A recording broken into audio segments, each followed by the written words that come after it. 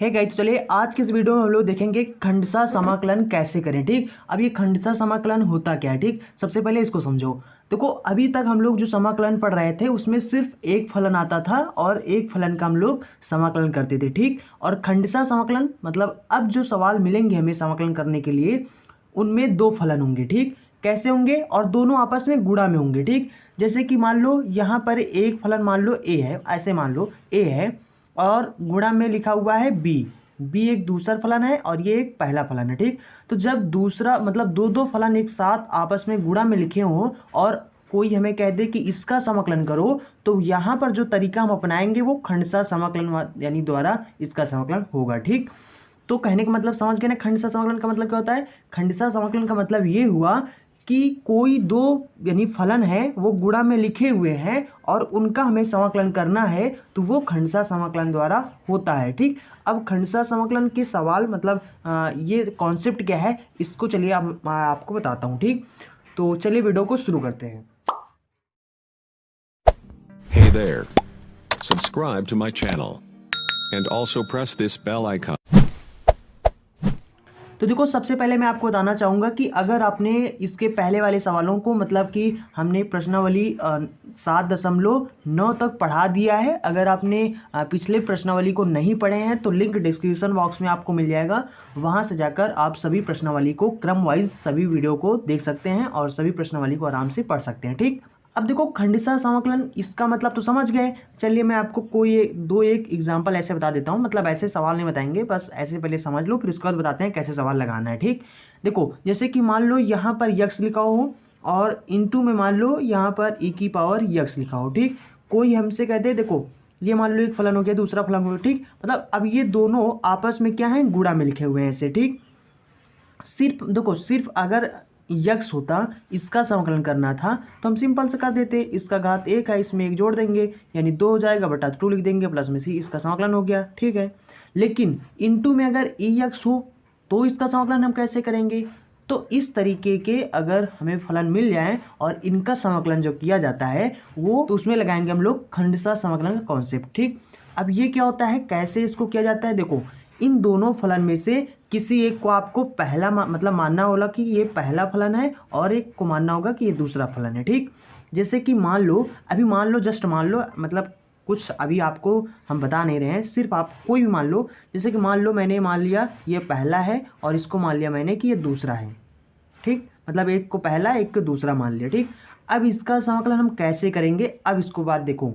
देखो मतलब इस प्रकार के समाकलन करने के लिए सबसे पहले जो पहला है उसको लिखो। ठीक, पहला क्या है, यक्स है, तो सबसे पहले हम यक्स लिखेंगे।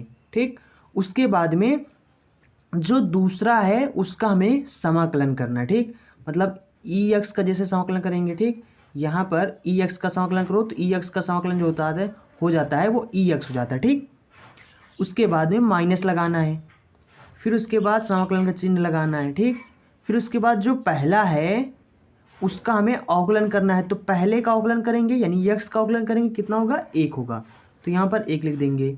उसके बाद इंटू लगाओ, इंटू मतलब गुणा। ठीक, और फिर उसके बाद दूसरा जो है इसका समाकलन करना है। ठीक, तो दूसरे का समाकलन कितना हो जाएगा, ई एक्स ही होगा। ठीक, उसके बाद में डी एक्स लिख दो। ठीक, अब यानी कि इसको एक बार फिर से इसका पूरा समाकलन कर दो, बस आंसर आ जाएगा। देखो ई एक्स हो गया, उसके बाद माइनस यानी कि ये क्या है, ई एक्स गुणे 1 करेंगे तो यानी ई एक्स ही होगा। ठीक, अब ई एक्स का समाकलन मतलब फिर से करेंगे, देखो लिखा है ना ये समाकलन इसका, तो इसका समाकलन फिर से करेंगे तो क्या हो जाएगा, ई एक्स हो जाएगा। ठीक, और प्लस में सी, ये हमारा आंसर हो जाएगा। ठीक, तो इस प्रकार से हम खंडसा समाकलन करते हैं। ठीक, अब यहाँ पर चलिए सबसे पहले मैं आपको यहाँ पर लिख देता हूँ ताकि आप भूलें ना। ठीक, देखो मैं लिखे दे रहा हूँ, हिंदी में लिखे दे रहा हूँ कि किसका पहले करना है किसका बाद में करना है। आप उसके बाद, क्योंकि आप पहली बार अगर पढ़ रहे हैं तो हो सकता है कि आप बार बार भूल जाएं, बट जब आप 4-5 सवालों को लेकर आप प्रैक्टिस करेंगे, देखो भूलता सबको ये। ठीक,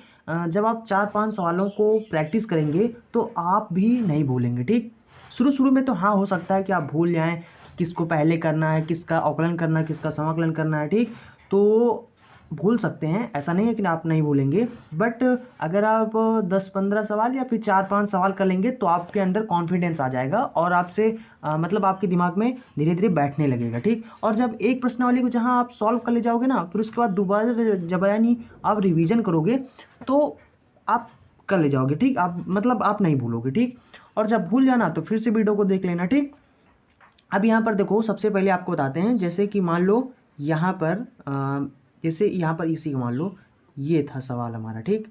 इसको हमने मान लो पहले माना, इसको माना दूसरा, ठीक। तो देखो हम यहाँ पर लिखे दे रहे हैं, पहले का हमें क्या करना है, चलो पहले लिख देते हैं। पहले का मतलब पहला मतलब लिख दियो, इसको मतलब इसको ऐसे ही लिख दो, ठीक। आई लिख दो। उसके बाद इंटू में दूसरे का समाकलन, ठीक। दूसरे का समाकलन करना है, माइनस लगाना है, समाकलन का चिन्ह लगाना है। उसके बाद पहले का अवकलन, ठीक। पहले का अवकलन उसके बाद इंटू में दूसरे का समाकलन, ठीक। दूसरे का समाकलन और इन दोनों का फिर से dx यानी समाकलन हो जाएगा, ठीक। देखो हो गया, बस इतना ही आपको करना है। यहाँ पर ध्यान देना, यहाँ पर देखो, यहाँ पर यानी कि पहला चुपचाप से आपको लिख देना है, दूसरे का आपको समाकलन करना है, ठीक। उसके बाद फिर यानी कि इसका पहले का मतलब जो है उसका अवकलन करना है। dy/dx का मतलब होता है अवकलन, और जब इंटीग्रेशन मतलब ये समाकलन का चिन्ह लगा हो तो इसको बोलते हैं समाकलन करना, मतलब, ठीक।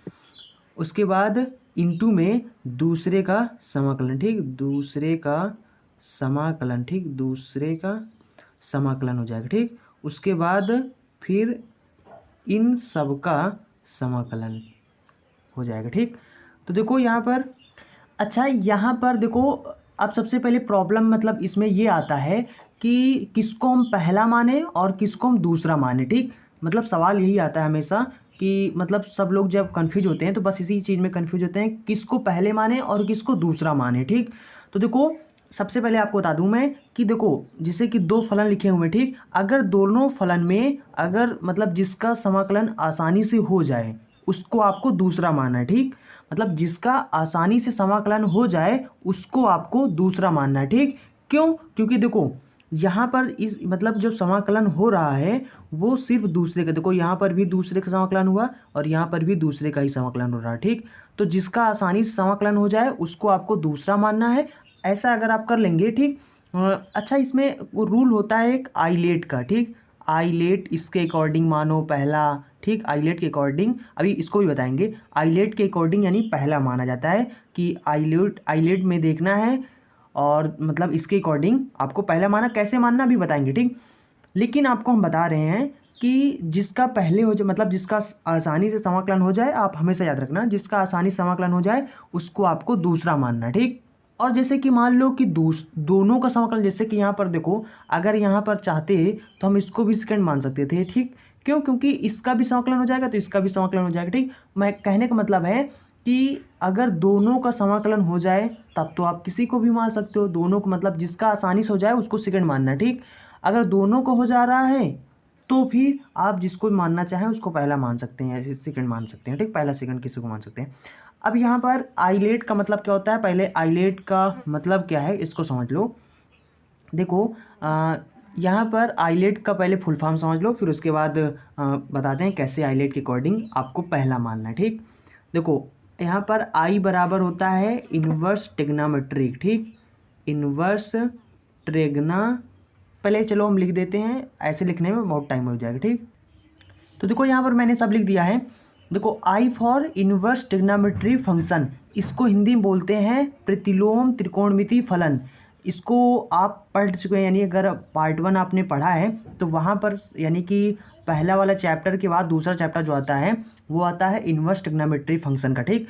तो आई बराबर इन्वर्स ट्रिग्नोमेट्री फंक्शन होता है और एल बराबर होता है लॉग एरिथमिक फंक्शन, ठीक। इसको क्या बोलते हैं, लघुगणकीय फलन हिंदी मतलब बोलते हैं। और यहाँ पर ए बराबर होता है एल्जेब्रिक फंक्शन, एल्जेब्रिक फंक्शन को हिंदी में बोलते हैं बीजीय फलन। उसके बाद टी फॉर होता है टिग्नामेट्रिक फंक्शन, इसको हिंदी में बोलते हैं त्रिकोणमितीय फलन। उसके बाद ई फॉर होता है एक्सपोनेंशियल फंक्शन, इसको हिंदी में बोलते हैं चरघातांकी फलन। ठीक, अब देखो यहाँ पर सबसे पहले समझते हैं इन्वर्स ट्रिग्नोमेट्री वाले फंक्शन का मतलब समझ रहे हो ना, जैसे साइन इन्वर्स आ जाए अगर या फिर मान लो कॉस इन्वर्स आ जाए, टैन इन्वर्स आ जाए, सेक इन्वर्स आ जाए, और इसी तरीके से अगर आ जाए तो उसको बोलते हैं हम यानी इन्वर्स ट्रिग्नोमेट्री फंक्शन। समझ रहे हो ना।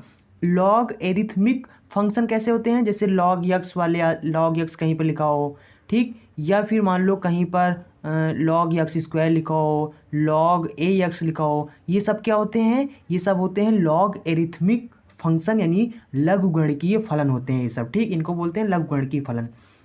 उसके बाद एल्जेब्रिक फंक्शन में जैसे कि यक्स आ जाए या यक्स स्क्वायर लिखा हो या फिर यक्स प्लस में 1 लिखा हो या फिर यक्स स्क्वायर प्लस में 1 लिखा हो, ठीक, इस प्रकार के जो फलन होते हैं वो कैसे होते हैं, एल्जेब्रिक होते हैं, मतलब बीजीय फलन होते हैं। ठीक, इनको बोलते हैं, ऐसे फलन को बोलते हैं बीजीय फलन।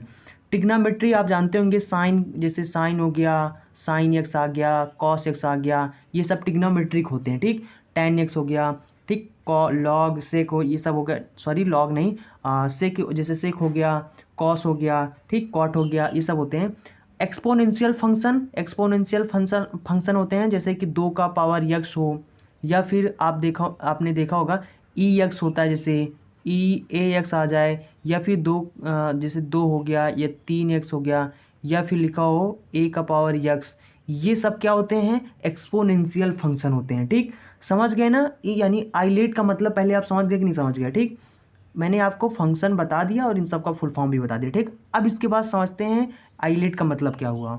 देखो, जैसे कि मान लो यहाँ पर लिखा हो यक्स इंटू में लिखा हो कॉस इनवर्स यक्स। ठीक, देखो आइलेट के अकॉर्डिंग आपको मानना है फर्स्ट। ठीक, मतलब आइलेट में जो सबसे पहले आ जाए, जो फंक्शन पहले आ जाए उसको पहला मानना। ठीक, जैसे कि ये है, ये कैसा, ये बीजगणितीय फलन है। ठीक, और यानी बीजीय फलन है, और ये कैसा फलन है, ये प्रतिलोम त्रिकोणमितीय फलन है। ठीक, कॉस इनवर्स क्या है, इनवर्स ट्रिग्नोमेट्री है, तो इनवर्स आइलेट के अकॉर्डिंग इनवर्स ट्रिग्नोमेट्री को पहला आना चाहिए। ठीक, तो इसको मानेंगे पहला, और ये मतलब बीजीय फलन है तो इसको मानेंगे दूसरा। ठीक, क्योंकि आइलेट में पहले आइलेट, ठीक, यानी एल्जेब्रिक देखो बाद में आता है, इसको सेकंड मानेंगे, सबसे पहले क्या आता है, इनवर्स ट्रिग्नोमेट्री फंक्शन। ठीक, तो सबसे पहला मानने के लिए आपको फलन में देखना होगा कि कौन इनवर्स ट्रिग्नोमेट्री फंक्शन है, तो उसको पहला मानना है। ठीक,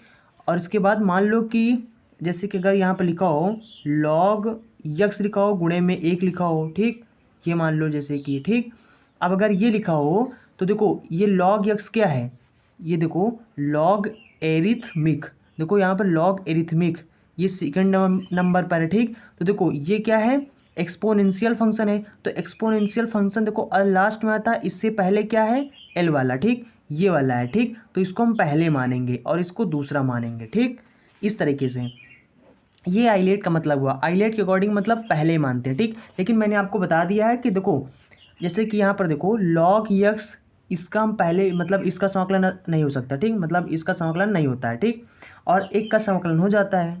ठीक, इसलिए इसको सेकंड माना। ठीक, जिसका समाकलन आसानी से हो, ऐसे याद रखो, जैसे मान लो आपको आइलेट नहीं याद, ठीक, तो इतना याद रखो कि जिसका समाकलन आसानी से हो जाए उसको हमें उसको हमें दूसरा मानना है। ठीक, अगर आइलेट के अकॉर्डिंग मानोगे तो फिर आइलेट के अकॉर्डिंग आपको जो आइलेट के अकॉर्डिंग पहले आ रहा हो उसको आपको पहला मानना है। ठीक, और जैसे कि मान लो यहाँ पर लिखा हो यक्स कॉस यक्स लिखा हो। ठीक, अब इसमें पहले किसको मानोगे, देखो यहाँ पर ये बीजीय यानी ए वाला है, यक्स क्या है, बीजीय फलन है यानी ए वाला है, और उसके बाद यानी कि ये कॉस एक्स क्या है, ये ट्रिग्नोमेट्री फंक्शन है।